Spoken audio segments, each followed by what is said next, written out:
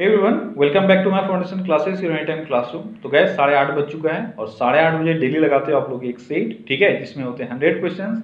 तो आज हम लोग एक और सेट इसमें करने जा रहे हैं, तो जल्दी से आप सभी आ जाओ क्योंकि ये सेट आपके बिहार ईएसआई एग्जाम जो होने वाला है और बिहार एसआई जो मेंस होने वाला है उन सभी के लिए बेहद इंपॉर्टेंट है, और कोई भी एग्जाम जहां पे भी जीके पूछा जाएगा उन सभी एग्जाम के लिए ये बेहद इंपॉर्टेंट है, ठीक है। तो जल्दी से आप सभी लाइव आ जाओ, उसके बाद फिर हम लोग स्टार्ट करते हैं आज का सेट। तो चलिए स्टार्ट करते हैं। तो आज का हमारा पहला क्वेश्चन है, निम्नलिखित में से किसने 1857 ईस्वी के विद्रोह को एक षड्यंत्र की संज्ञा दी? किसने 1857 के विद्रोह को षड्यंत्र कहा? तो किसने कहा था? यह कहा था जेम्स आउट्रम, और एक और इंसान थे इनके साथ, उनका नाम था डब्ल्यू टेलर, ठीक है। डब्ल्यू टेलर और जेम्स आउट्रम ने इसे षड्यंत्र की संज्ञा दी थी। अगला क्वेश्चन है, मानव बलि प्रथा का निषेध करने के कारण अंग्रेजों के विरुद्ध विद्रोह करने वाली जनजाति का नाम बताइए। यानी उस जनजाति का नाम बताना है जो मानव बलि देते थे, ठीक है, यानी नरबलि देते थे, और अंग्रेज ने इसको बैन कर दिया, जिसके खिलाफ उन्होंने विद्रोह किया। तो वो कौन से जनजाति थे? वो थे गोंड, ठीक है। गोंड जनजाति ये मध्य प्रदेश के पर्वतीय इलाकों में पाए जाते थे, और इन लोगों ने ही नरबलि के विरोध में, नरबलि बंद करने के विरोध में क्या किया था? विद्रोह किया था। अगला क्वेश्चन है, किस वर्ष में हिंदुस्तान रिपब्लिकन एसोसिएशन की स्थापना हुई? हिंदुस्तान रिपब्लिकन एसोसिएशन, इसकी स्थापना कब हुई थी? जल्दी बताओ। तो बिल्कुल सही, इसका स्थापना 1924 में हुआ था। कब हुआ था? 1924 में, ठीक है। और इसकी स्थापना किसने की थी? तो सचिंद्र सन्याल, आपने नाम कभी सुना होगा, बहुत ही फेमस है सचिंद्र सन्याल, और राम प्रसाद बिस्मिल भी थे इसमें, विमर्श चंद्र चटर्जी भी थे, चंद्रशेखर आजाद भी थे। तो इन सब ने मिलकर कानपुर में इसकी स्थापना की थी। अगला क्वेश्चन है, भारतीय राष्ट्रीय कांग्रेस की प्रथम महिला अध्यक्ष का नाम बताइए। तो प्रथम महिला अध्यक्ष आप सभी जानते हो कौन है, वो है एनी बेसेंट, ठीक है, जिन्होंने 1917 में कांग्रेस की अध्यक्षता की थी। और ये कौन सा अधिवेशन था, कहाँ का था? ये था कलकत्ता अधिवेशन। क्लियर है। अगला क्वेश्चन है, निम्न में से किसने 1873 ईस्वी में सत्यशोधक समाज की स्थापना की? सत्यशोधक समाज ये किसके द्वारा स्थापित किया गया था? यह स्थापित किया गया था ज्योतिबा फुले के द्वारा। किसके द्वारा? ज्योतिबा फुले के द्वारा 1873 में। अगला क्वेश्चन है, निम्नलिखित में से किसका योगदान होम रूल लीग की स्थापना में नहीं था? ठीक है, यहां से क्वेश्चन पढ़ो, होम रूल लीग की स्थापना में किसने योगदान नहीं दिया? तो कौन है वो है एच.एस. अल्कॉट, ठीक है। बाल गंगाधर तिलक, एनी बेसेंट, इनका नाम तो आप जानते ही हो। एक और नाम है एस. सुब्रमण्यम अय्यर, ये भी उसमें थे, उससे रिलेटेड थे। लेकिन ये जो एच.एस. अल्कॉट है, ये आप सभी को पता होगा, थियोसोफिकल सोसाइटी, ठीक है, थियोसोफिकल सोसाइटी में इन्होंने महत्वपूर्ण भूमिका निभाई थी। लेकिन होम रूल लीग उसके बाद हुआ, लेकिन इस पे इनका कोई भी क्या बोल सकते हैं, असर नहीं था, या कोई भी योगदान नहीं था। क्लियर है। अगला क्वेश्चन है, किसने खिलाफत आंदोलन को हिंदुओं और मुस्लिमों की एकता के एक ऐसे अवसर के रूप में देखा जो 100 वर्षों में पुनः प्रस्तुत नहीं होगी? किसने कहा था ये चीज? ये कहा गया था महात्मा गांधी के द्वारा। इन्होंने खिलाफत आंदोलन का अगर थोड़ा सा भी इतिहास आपको पता हो तो ये मुस्लिमों ने शुरू किया था। लेकिन महात्मा गांधी का ये मानना था कि अगर हिंदू भी इसमें शामिल हो जाए और हिंदू मुस्लिम के दर्द को समझ पाए और मुस्लिम भी हिंदुओं के साथ चलने के लिए तैयार हो, तो ये एक बहुत अच्छा अवसर है जहां पे ये दोनों साथ हो सकते हैं। अगला क्वेश्चन है, खुदाई खिदमतगार संगठन की स्थापना किसने की? खुदाई खिदमतगार की स्थापना किसने की थी? यह है खान अब्दुल गफ्फार खान, ठीक है। खुदाई खिदमतगार संगठन की स्थापना 1929 ईस्वी में, 1929 ईस्वी में खान अब्दुल गफ्फार खान ने की थी। अगला क्वेश्चन है, कम्युनिस्ट इंटरनेशनल का सदस्य बनने वाला पहला भारतीय कौन था? कम्युनिस्ट इंटरनेशनल का सदस्य बनने वाला पहला भारतीय कौन था? तो ये थे एम.एन. रॉय। कौन थे? एम.एन. रॉय, ठीक है। एम.एन. रॉय भारत के स्वतंत्रता संग्राम में राष्ट्रवादी क्रांतिकारी तो थे ही, लेकिन ये विश्व प्रसिद्ध राजनीतिज्ञ भी थे, ठीक है। और इनका मूल नाम अगर आपसे पूछा जाए एम.एन. रॉय का, इनका मूल नाम था नरेंद्र भट्टाचार्य। क्या था? नरेंद्र भट्टाचार्य, ठीक है। और इन्होंने मेक्सिको और भारत दोनों जगह कम्युनिस्ट पार्टी की स्थापना में योगदान दिया था और कम्युनिस्ट इंटरनेशनल में कांग्रेस के प्रतिनिधि मंडल में भी ये शामिल थे। अगला क्वेश्चन है all India state peoples conference का गठन कब हुआ? All India state peoples conference, इसका गठन कब हुआ था? इसका गठन हुआ था 1927 में। कब हुआ था? 1927 में। और इसकी गठन जो हुई थी, इसका पहला सत्र कहाँ हुआ था? इसका पहला सत्र मुंबई में आयोजित हुआ था। ठीक है। अगला क्वेश्चन है बिरसा मुंडा के गुरु कौन थे? बिरसा मुंडा के गुरु कौन थे? बिरसा मुंडा के गुरु जल्दी बताओ। बिल्कुल सही, आनंद पांडे। ठीक है, आनंद पांडे थे बिरसा मुंडा के गुरु। अगला क्वेश्चन है उस क्षेत्र की पहचान कीजिए जहां संथालों ने 1855-56 ईस्वी में अपनी सरकार की घोषणा कर दी थी।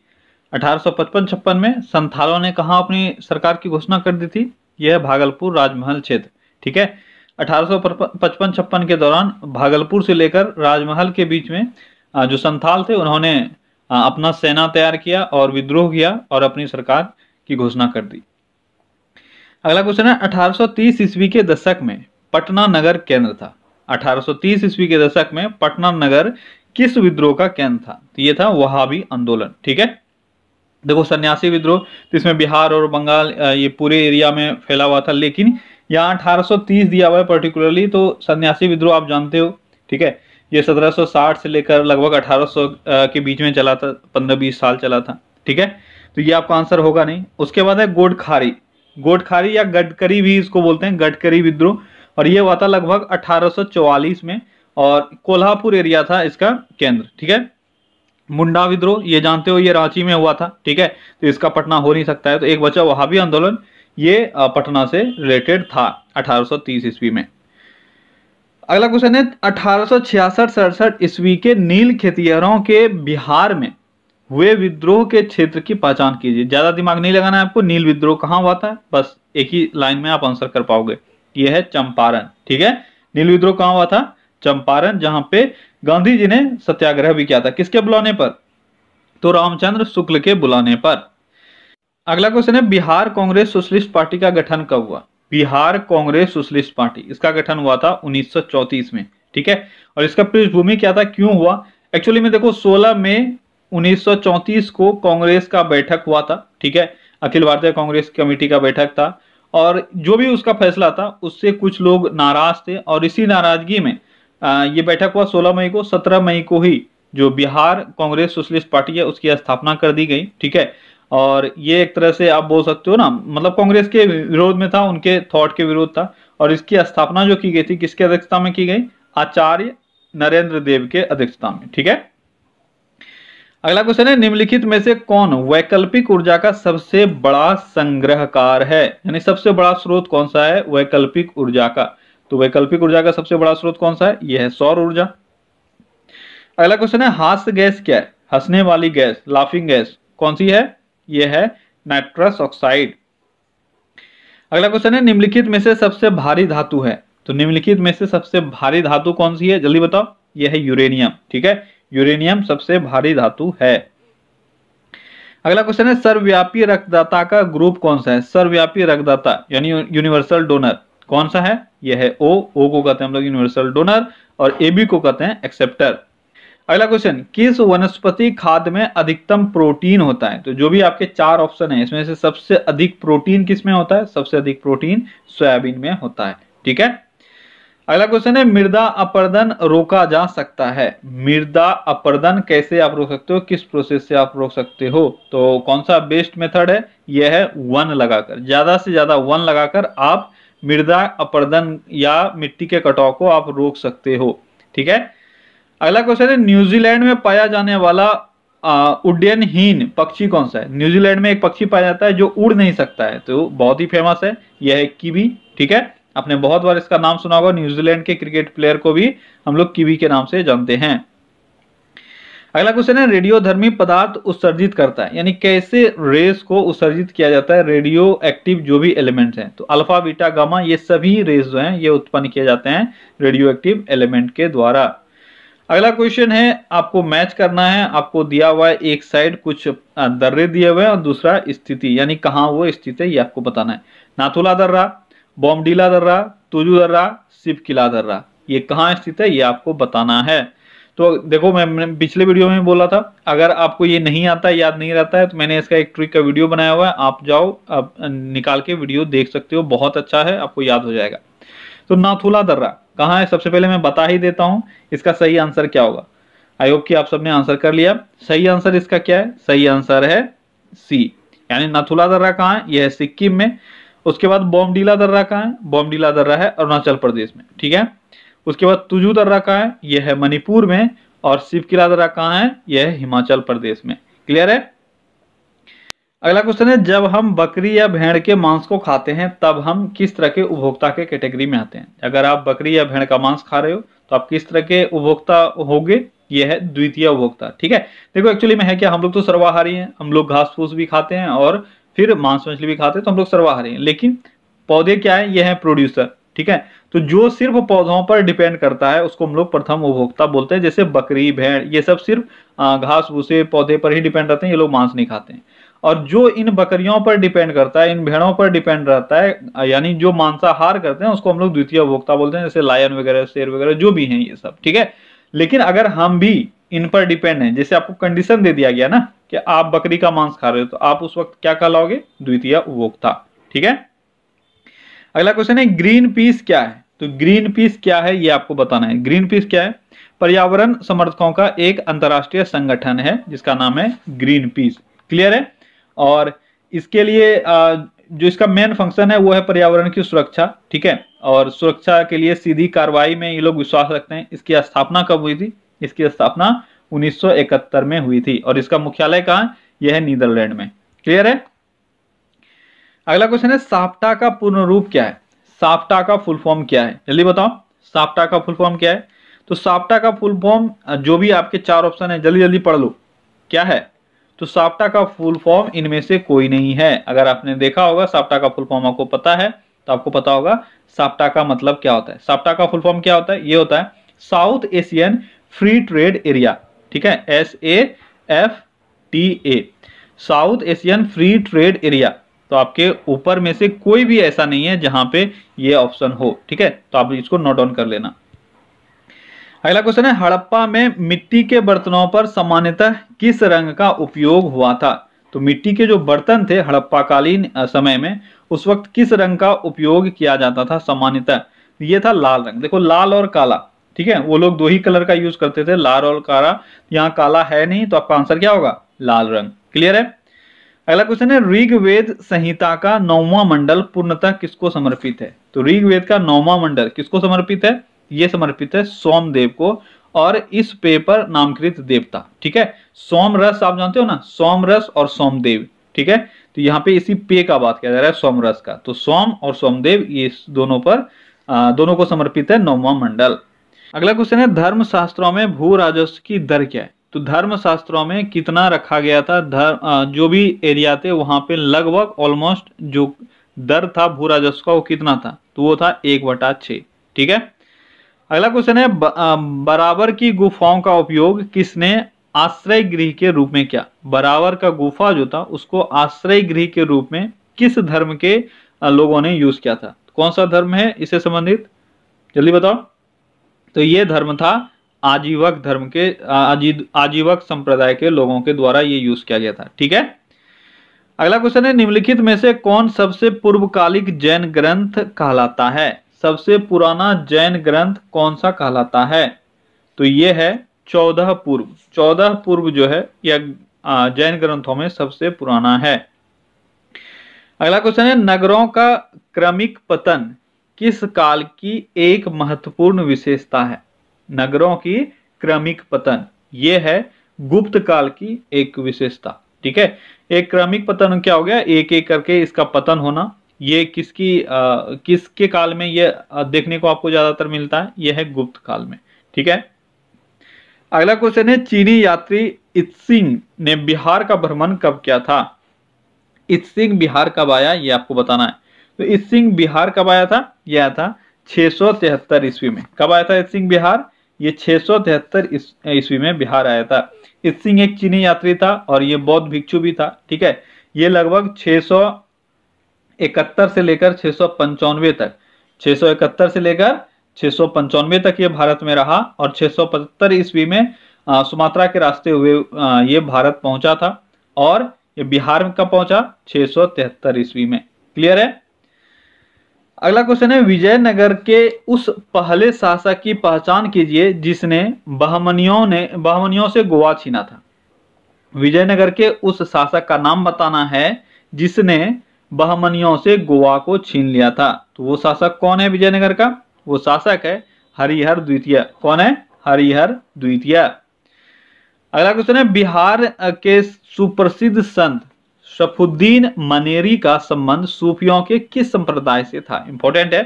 बिहार के एक बहुत ही सुप्रसिद्ध संत हुए जिसका नाम था शफुद्दीन मनेरी। ठीक है, यह किस संप्रदाय के समर्थक थे? किस संप्रदाय से? सूफी के किस संप्रदाय से ये बिलोंग करते थे? ये थे फिरदौसी। ये फिरदौसी के अनुयायी थे।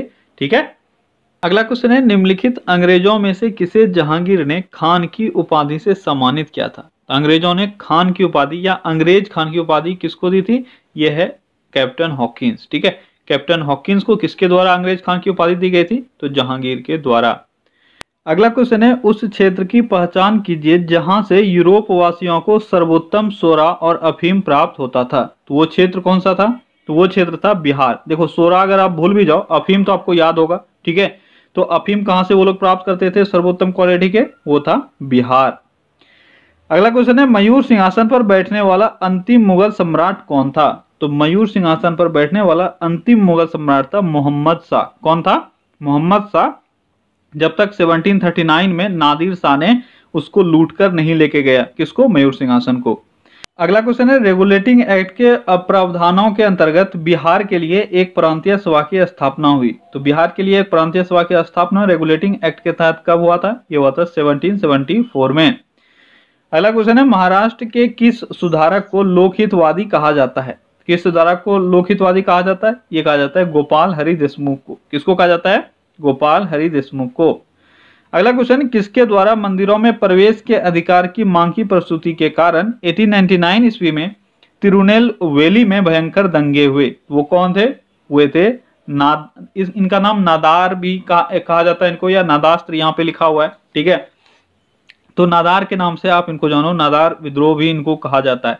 तो इन्होंने मंदिर में प्रवेश को लेकर, मंदिर में प्रवेश के अधिकार को लेकर एक मांग की प्रस्तुति की थी, जिसका जो रिजल्ट हुआ वो भयंकर दंगे के रूप में हुआ।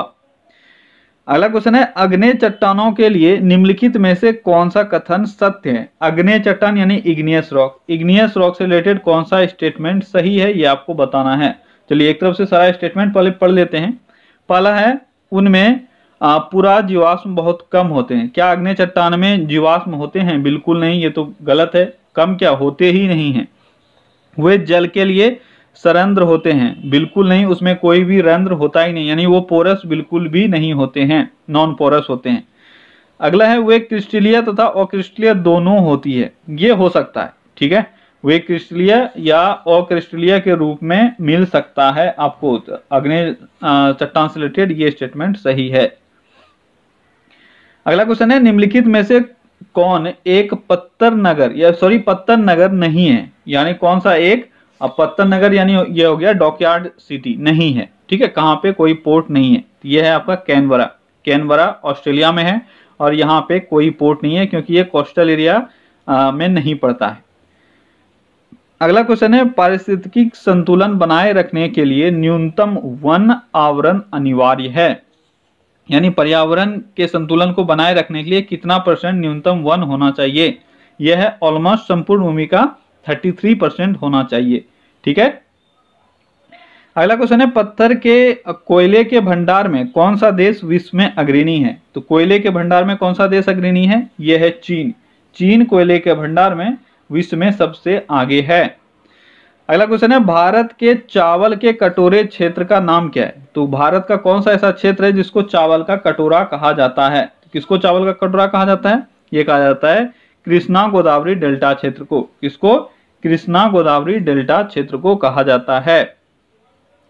अगला क्वेश्चन है, निम्नलिखित में से कौन भूमि बंधित नदी है? भूमि बंधित नदी का मतलब हुआ एक ऐसा नदी जो चारों तरफ से भूमि से बंद है। तो वो कौन सी नदी है? जल्दी बताओ। कौन सी नदी है वो नदी है लूनी नदी। कौन सी नदी है? लूनी नदी। ठीक है, आपको पता है कि लूनी नदी खो जाती है बीच में जाते जाते, यानी ये किसी भी समुद्र में जाके मिलती नहीं है। ठीक है, अगला क्वेश्चन है भारत की सबसे बड़ी नदी कौन सी है? तो भारत की सबसे बड़ी नदी कौन सी है? यह है गंगा नदी। ठीक है, अगला क्वेश्चन, सबसे बड़ा हिमनद निम्नलिखित में से कौन सा है? सबसे बड़ा हिमनद कौन सा है, जल्दी बताओ। तो सबसे बड़ा हिमनद है सियाचिन ग्लेशियर। सबसे बड़ा ग्लेशियर कौन सा है? यह है सियाचिन। अगला क्वेश्चन है मुर्मुगांव पत्तन स्थित है। मुर्मुगांव या मुर्मुगांव भी कहीं कहीं लिखा रहेगा, मुर्मुगांव या मुर्मुगांव। ठीक है, ये कहाँ है? तो ये आप सभी को पता होगा, ये है गोवा में। अगला क्वेश्चन है भारत में सबसे महत्वपूर्ण मत्स्य उद्योग है। भारत में किस तरह के मत्स्य उद्योग सबसे महत्वपूर्ण है? ये है अपतट में। ठीक है, भारत में सबसे ज्यादा महत्वपूर्ण मत्स्य उद्योग अपतट में है। अगला क्वेश्चन है, दो टेबल आपको दिया हुआ है और दोनों को मैच करना है। तो आप देख रहे हो पहले टेबल में हीरा, संगमरमर, बालू और माणिक्य। दूसरे टेबल में है कैल्शियम, सिलिकॉन, एल्यूमिनियम और कार्बन। किसमें किसका कंटेंट है ये आपको बताना है। तो किसमें किसका है? देखो हीरा में होता है कार्बन। ठीक है, यानी हीरा जो है वो कार्बन का अपरूप है। क्लियर है। संगमरमर में क्या होता है? संगमरमर में होता है कैल्शियम। बालू में क्या होता है? बालू में होता है सिलिकॉन। और माणिक्य में क्या होता है? माणिक्य में होता है एल्यूमिनियम। तो आपका सही आंसर कौन सा हो जाएगा? ये हो जाएगा डी। क्लियर है, आई होप कि आपको आता होगा ये।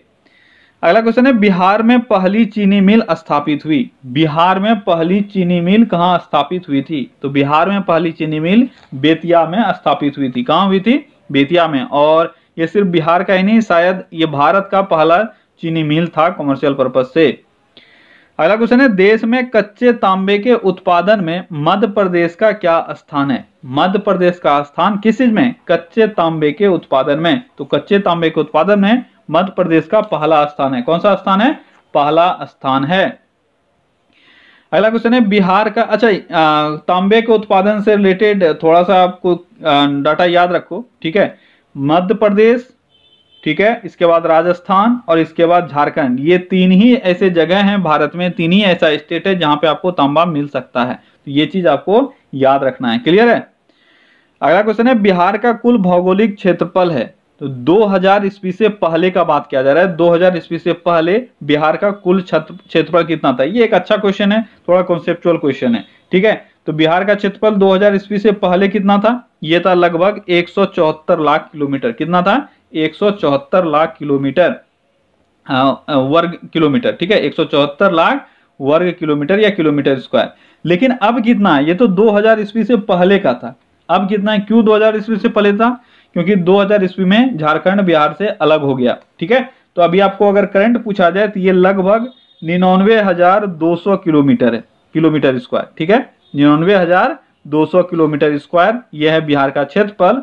और अब जो झारखंड अलग हो गया है उसके बाद, ठीक है, 2000 के बाद कितना है? 99,200 किलोमीटर स्क्वायर। क्लियर है, ये आप याद रखना। अगला क्वेश्चन है लोकसभा को उसके कार्यकाल की समाप्ति के पूर्व ही भंग किया जा सकता है। तो कैसे भंग किया जा सकता है किसी भी लोकसभा को उसके कार्यकाल के समाप्ति से पहले? एक बात तो आपको क्लियर है, राष्ट्रपति कर सकते हैं। लेकिन राष्ट्रपति कैसे करेंगे? अपने इच्छानुसार, मंत्रिपरिषद की सलाह पर या लोकसभा अध्यक्ष के सलाह पर? तो सही आंसर है राष्ट्रपति द्वारा किया जाता है, मंत्रिपरिषद के सलाह पर। अगला क्वेश्चन है लोकसभा चुनाव का कोई प्रत्याशी अपनी जमानत खो देता है यदि उसे प्राप्त न हो। तो लोकसभा इलेक्शन में जितने भी कैंडिडेट्स खड़े होते हैं उनको कुछ जमानत राशि जमा करना होता है, और ये अभी है 25,000। ठीक है, जनरल के लिए 25, जनरल ओबीसी के लिए 25,000 है। लेकिन ST SC को इसमें कुछ छूट है, और वो है इनका हाफ, यानी 12,500। ठीक है, 12,500 उनको जमा करना होता है। अब अगर कोई भी प्रत्याशी कितने वोट उनको ना मिले, तो यहाँ पे आपका आंसर हो जाएगा उपरोक्त में से कोई नहीं, क्योंकि अगर उनको 1/6 वोट नहीं आता है तो वो इस जमानत राशि को खो देते हैं और उनसे वो छीन जाता है। ठीक है, अगला क्वेश्चन है मंत्रिपरिषद उत्तरदायी होती है। तो देखो यहाँ पे आपको क्लियर नहीं किया हुआ है मंत्रिपरिषद किस रूप में, व्यक्तिगत रूप से या सामूहिक रूप से। अगर ये क्लियर नहीं किया गया है तो आप सामूहिक रूप से ही लोगे। ठीक है, तो मंत्रिपरिषद सामूहिक रूप से लोकसभा के प्रति उत्तरदायी होते हैं। लेकिन कहीं भी आपको ऑप्शन में डायरेक्ट लोकसभा दिख नहीं रहा है, इसलिए आपका आंसर होगा संसद के प्रति। ठीक है, अगर यहाँ पे व्यक्तिगत रूप से रहता तो हो जाता राष्ट्रपति के प्रति। क्लियर है। अगला क्वेश्चन है, वर्तमान लोकसभा में प्रत्येक राज्य के लिए स्थानों का आवंटन आधारित है, किस चीज पर आधारित है? जो प्रत्येक राज्य के लिए सीटें हैं वह किस हिसाब से आवंटित किए गए? तो वह है 1971 की जनगणना पर। किसकी जनगणना पर? 1971 की जनगणना पर ही अभी लोकसभा के जितने भी सीट होते हैं वो आवंटित हैं, और ये 2026 तक ऐसा ही चलेगा। अगला क्वेश्चन है, यदि किसी राज्य की विधानसभा का अध्यक्ष पद त्यागना चाहे तो उसे अपना त्याग पत्र देना चाहिए। अगर किसी भी राज्य के विधानसभा का अध्यक्ष अपने पद को त्यागना चाहता है तो वो किसको अपना लेटर किसको देगा? रिजाइन किसको करेगा? वो तो वो करेगा उपाध्यक्ष को। ठीक है, जब भी लोकसभा अध्यक्ष या विधानसभा अध्यक्ष रिजाइन देना चाहते हैं तो वो अपने उपाध्यक्ष को त्याग पत्र देते हैं। अगला क्वेश्चन है, राज्यसभा को भंग करने का अधिकार किसे प्राप्त है? राज्यसभा को कौन भंग कर सकता है? जल्दी बताओ। तो राज्यसभा को कोई भी भंग नहीं कर सकता मेरे भाई, राज्यसभा को भंग कभी किया ही नहीं जा सकता है। तो आपका आंसर हो जाएगा उपरोक्त में से कोई नहीं।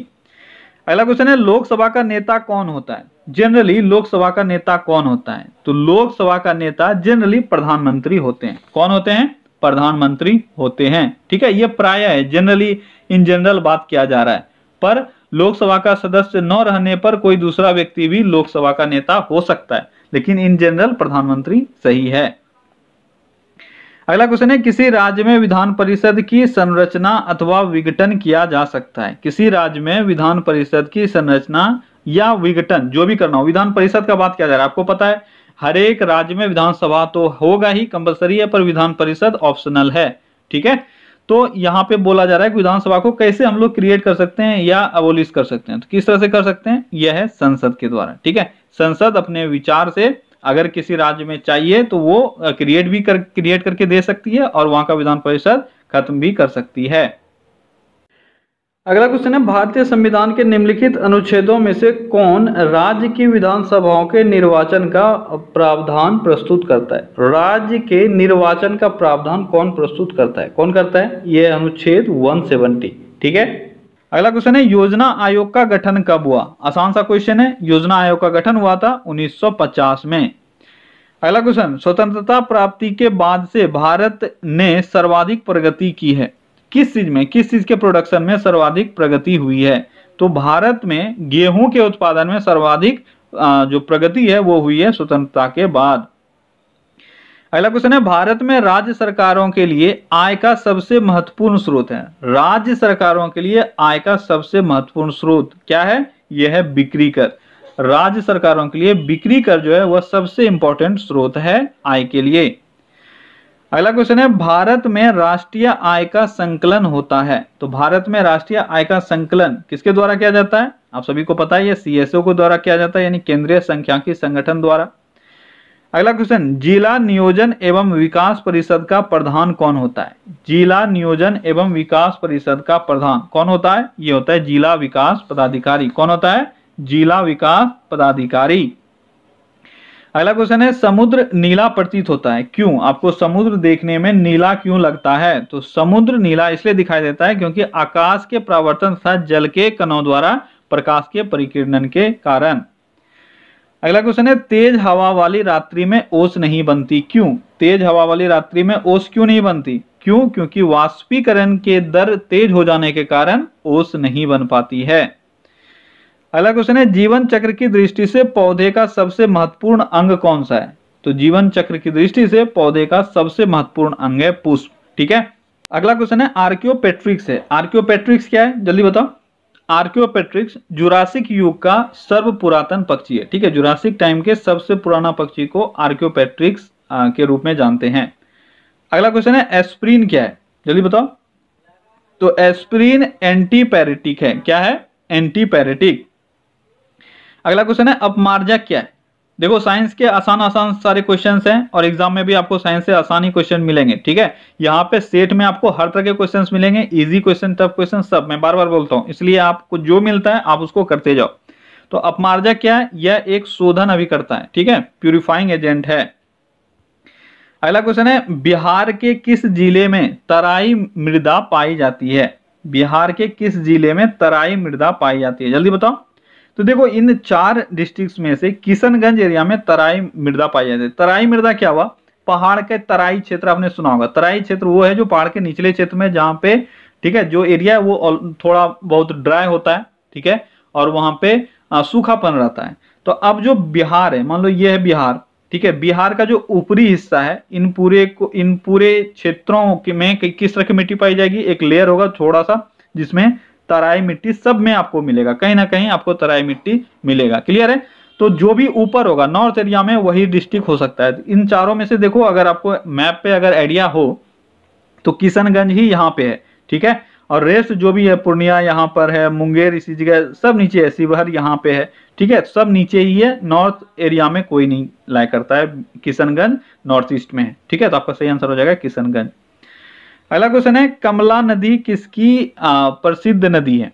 किस जगह की सबसे प्रसिद्ध नदी है कमला नदी? तो यह है मिथिला की। मिथिला में दो नदियों को बहुत पूजा जाता है, एक तो गंगा, आप जानते हो पूरे भारत में पूजनीय है, लेकिन कमला नदी जो है मिथिला में गंगा के बाद कमला नदी का ही पूजा होता है। अगला क्वेश्चन है, जनसंख्या का लघु विभाजन वर्ष कहा जाता है? तो महाविभाजन वर्ष जो है वह 1921 है, ठीक है, आप ध्यान से इसको याद रखना, 1921 यानी पहले जो आया वो है महाविभाजन वर्ष, और 1951 है लघु विभाजन वर्ष, ठीक है। अगला क्वेश्चन है, बिहार के उत्तरी पश्चिमी मैदान की प्रमुख फसल क्या है? बिहार के उत्तरी पश्चिमी मैदान की प्रमुख फसल आपको बताना है, तो वो क्या है? वो है चावल और गन्ना। अगला क्वेश्चन है, किस बैंक ने हाल ही में लोन देने के लिए लोन इन सेकेंड्स सेवा चालू की है? लोन इन सेकेंड्स, ये सेवा किसके द्वारा चालू किया गया है? ये किया गया है यस बैंक के द्वारा। अगला क्वेश्चन है, कौन सा राज्य हाल ही में हर घर को गैस कनेक्शन देने वाला भारत का पहला राज्य बन गया? तो हर घर में गैस कनेक्शन देने वाला भारत का पहला राज्य कौन बन गया? ये बन गया है हिमाचल प्रदेश। अगला क्वेश्चन है, हाल ही में भारत का पहला सोशल मीडिया ऐप लॉन्च हुआ है जिसका नाम है, तो अभी भारत ने हाल ही में अपना सोशल मीडिया ऐप, जिस तरह से आपका फेसबुक, ट्विटर, इंस्टाग्राम में इसी तरह का एक ऐप लॉन्च किया है, उसका नाम है एलिमेंट्स। क्या है? एलिमेंट्स। अगला क्वेश्चन है, हाल ही में कौन फ्रांस के नए प्रधानमंत्री बने? तो फ्रांस के नए प्रधानमंत्री अभी हाल ही में कौन बने? ये बने हैं जीन कास्टिकस। कौन बने हैं? जीन कास्टिकस। अगला क्वेश्चन है, सीबीएसई ने हाल ही में शिक्षकों और छात्रों के लिए मुफ्त प्रशिक्षण हेतु किस सोशल मीडिया प्लेटफॉर्म के साथ साझेदारी की है? तो सीबीएसई ने टीचर्स और स्टूडेंट को मुफ्त में सोशल मीडिया के थ्रू प्रशिक्षण देने का प्लान बनाया है। आपको बताना है किस सोशल मीडिया के साथ उन्होंने टाई अप किया है, यह है फेसबुक, ठीक है। अगला क्वेश्चन है, किस राज्य की सरकार ने हाल ही में भूमिहीन किसानों को कृषि लोन देने हेतु बलराम योजना चालू किया है? बलराम योजना, भूमिहीन किसानों को कृषि लोन दिया जाएगा। आपको बताना है किस राज्य में? किस राज्य में? ओडिशा में इस तरह का स्कीम लाया गया है। अगला क्वेश्चन है, हाल ही में कौन कॉमन सर्विस सेंटर में भारत की पहली ट्रांसजेंडर ऑपरेटर बनी है? कॉमन सर्विस सेंटर, इसमें भारत की पहली ट्रांसजेंडर ऑपरेटर कौन बन गई है? ये बन गई है कौन? जोया खान, ठीक है। अगला क्वेश्चन है, किस भारतीय टेनिस खिलाड़ी ने हाल ही में जर्मनी में PSD bank Nord open tournament जीता है? पीएसडी बैंक नॉर्ड टूर्नामेंट किसने जीता है? ये आपको बताना है, किसने जीता है अभी हाल ही में? तो ये जीता गया है सुमित नागल के द्वारा। अगला क्वेश्चन है, हाल ही में प्रसिद्ध व्यक्तित्व सरोज खां का निधन हुआ, वह क्या थी? तो सरोज खां का अभी हाल ही में निधन हो गया है। वह किस फील्ड से थी? तो वह एक कोरियोग्राफर थी, डांस कोरियोग्राफर थी। अगला क्वेश्चन है, हाल ही में कौन भारतीय जनसंचार संस्थान के नए महानिदेशक बने हैं? भारतीय जनसंचार संस्थान के नए महानिदेशक कौन बने हैं? कौन बने हैं? ये बने हैं संजय द्विवेदी। अगला क्वेश्चन है, क्रिकेट पत्रिका विजडन ने हाल ही में किसे 21वीं सदी का भारत का सबसे बहुमूल्य खिलाड़ी घोषित किया है? 21वीं सदी का भारत का सबसे बहुमूल्य खिलाड़ी किसको घोषित किया गया है? ये किया गया है रविंद्र जडेजा को, ठीक है। और ये किसने किया है? विजडन ने, जो एक क्रिकेट पत्रिका है। अगला क्वेश्चन है, हाल ही में कौन संयुक्त राष्ट्र के लिए भारत के अगले अस्थायी प्रतिनिधि नियुक्त किए गए हैं? तो संयुक्त राष्ट्र में भारत के अगले अस्थायी प्रतिनिधि कौन नियुक्त हुए हैं? ये हुए हैं इंद्रमणि पांडे। बहुत इंपॉर्टेंट क्वेश्चन है, याद रखना, ठीक है।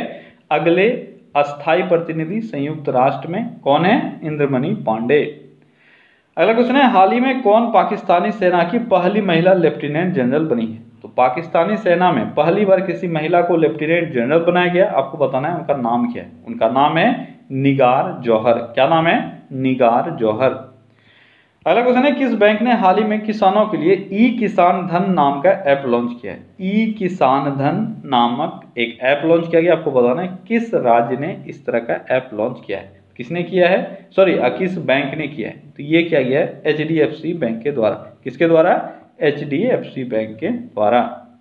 अगला क्वेश्चन है, केंद्र सरकार ने हाल ही में अगले 3 साल के लिए किसे सॉलिसिटर जनरल नियुक्त किया है? तो अगले 3 साल के लिए किसको नियुक्त किया गया है सॉलिसिटर जनरल? तो ये है तुषार मेहता। ठीक है। अगला क्वेश्चन है, नेशनल चार्टर्ड अकाउंटेंट्स दिवस कब मनाया जाता है? नेशनल चार्टर्ड अकाउंटेंट दिवस कब मनाया जाता है? यह मनाया जाता है 1 जुलाई को। अगला क्वेश्चन है, हाल ही में किसे पहले PC महालनोबिस पुरस्कार से सम्मानित किया गया? PC महालनोबिस पुरस्कार से अभी हाल ही में सम्मानित किया गया। आपको बताना है किसको किसको किया गया है? ये किया गया C रंगराजन को। अगला क्वेश्चन है, हाल ही में किस शहर में भारत का पहला प्लाज्मा बैंक खुला है? तो भारत में पहला प्लाज्मा बैंक खुला है। आपको बताना है किस शहर में? तो ये दिल्ली में खोला गया है। ठीक है। अगला क्वेश्चन है, राष्ट्रीय चिकित्सक दिवस कब मनाया जाता है? तो राष्ट्रीय चिकित्सक दिवस प्रत्येक वर्ष हम लोग 1 जुलाई को मनाते हैं। ठीक है। तो क्या गाइस, तो ये था आज का 100 क्वेश्चन। ठीक है, चलिए कल फिर से मिलते हैं अगले सेट में। Take care, bye bye.